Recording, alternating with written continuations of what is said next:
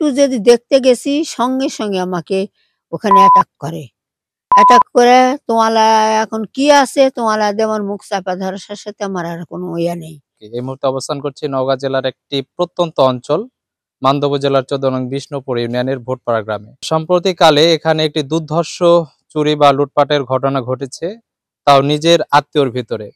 প্রিয় দর্শক, মাত্র ১ সপ্তাহখানেক আগে ওই ব্যক্তি এই বাড়িতে এসেছিলেন। আমার পিছনে যে বাড়িটি দেখতে পাচ্ছেন এখানে এসেছিল এবং টাকা হাওলাত নেওয়ার উদ্দেশ্যে তিনি তার আত্মীয়দেরকে জানান যে আমার কিছু টাকার প্রয়োজন।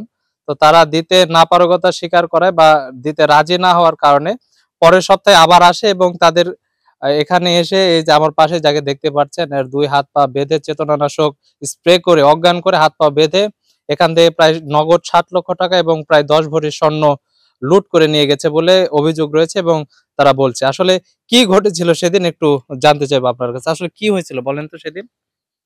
সেদিন ১১টার দিকে আসলো, আমি চা নাস্তা মিষ্টি টিষ্টি সব দিয়া খাওয়ালাম। খাওয়ায় রান্না করে দিব, খাবে না, চলে গেল। কিছুক্ষণের মধ্যে যখন চলে গেল যাইয়া আমি রান্না টান্না করে আমার স্বামীকে খাওয়াইয়া ও বাজার গেল। তখন আমি খেতে বসেছি, আমার সিটকানি দিয়ে জানালা দিয়ে খেতে বসেছি।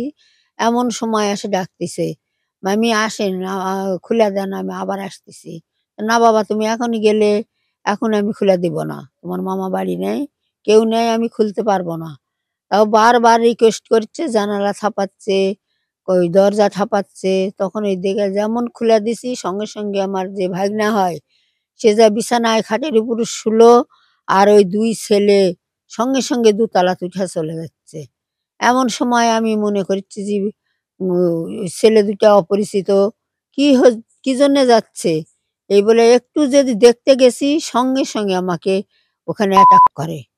অ্যাটাক করে তোমালা এখন কি আছে তোমালা দিয়ে আমার মুখ চাপা ধরার সাথে সাথে আমার আর কোনো ইয়ে নেই।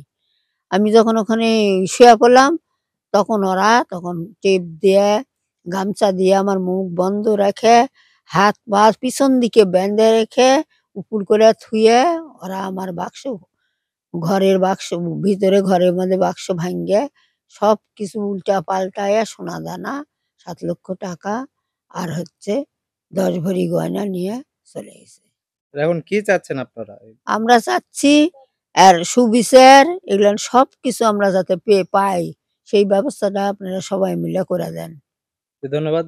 দর্শক আরো একজনের কাছ থেকে শুনতে চাইবো। আসলে ওই যে ব্যক্তিটা আসছিল ওই আত্মীয় মানে কিরকম আত্মীয় হয় একটু বলেন তো? বাড়ি ভাগনা, কোথায়? মাস্টার ভাগনা। ভাগনা। হ্যাঁ, বাড়ি কোথায়? তেলপুকুর গাঙ্গপাড়া।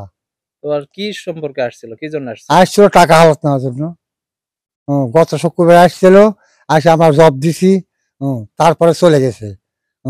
যা বলছে মামা একটু ভাইয়ের কাছে ফোন দেন, ফোন যা ভাই একটা শুনেন যে টাকা যায় আসবো, না যায় আমি আসবো না গো। এই বলে আমরা জব দিছি। তারপরেও পরে শুক্রবার আসছে। সেদিন ছিল বড় জামাই। সেদিন আর কিছু করতে পারেনি, চলে গেছে। আর পরে শুক্রবারে আসছে, আসে মানে আমিও বাজার চলে গেছি, আবার পরবর্তীতে আবার আসছে। আসে আবার এই সমস্ত নিয়ে চলে গেছে। শোনা এখন যায় কি না। চাচ্ছেন আপনারা? আমরা সুবিচার চাই, টাকা পয়সা উদ্ধার পাই চাই আমরা। জি দর্শক যেমনটি শুনছিলেন আসলে কথায় আছে যে অভাবে স্বভাব নষ্ট হয়। প্রিয় দর্শক, টাকা হাওলাত চেয়ে না পাওয়ার কারণে কিন্তু এখানে একটি দুর্ধর্ষ লুটপাট এবং চুরির ঘটনা ঘটেছে। আপনারা এতক্ষণ শুনলেন। তো এই ছিল নওগাঁ থেকে শাফিল ইসলাম রকি, নয়াদিগন্ত, নওগাঁ।